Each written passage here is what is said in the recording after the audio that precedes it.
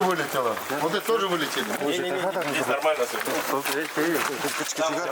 Это сейчас все нормально, а в январе этого года Сукпак, а точнее взрыв сельской котельной, прогремел на всю республику. По недосмотру работников в раскаленный котел попала холодная вода. Пострадали люди, без отопления на несколько часов остались агролицей республиканского значения и детский сад. Наскоро проведенный ремонт позволил выйти из ситуации с минимальными потерями. Как дела обстоят сейчас, в рио главы республики рассказали и показали руководители Минтопэнерго и Министерства ЖКХ. По мнению специалистов, котельная еще прослужит не один сезон. Главное – обеспечить ее бесперебойную работу в зимний период. Для этого решено приобрести в резерв еще 2 промышленных котла и пробурить дополнительную скважину для забора воды. В перспективе же решили рассмотреть возможность газификации всего поселка. Вы слышали, да, по поводу газификации частного сектора, малые и средние котельные тоже будут на газ, так сказать, да, будут переводиться.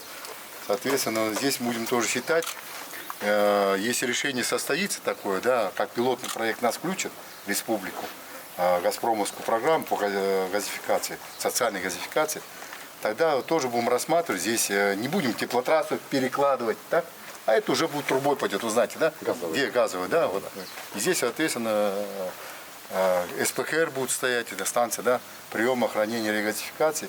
У каждого хозяина, скажем, да, Небольшой котел. да, небольшой котел и на пищеприготовление. Отопление и на ГВС. Да. Сукпак практически пригород Кызыла. Сюда продолжают переезжать со всех уголков республики. Частный сектор с дорогим и грязным печным отоплением разрастается с каждым днем. И теоретики, и практики утверждают, решение многих экологических и житейских проблем в корне может дать только газификация. И вполне возможно, что первые станции с голубым топливом появятся именно в Сукпаке. Мадр Сандал, Владимир Сюртук, Ангер Оржак, Тува 24.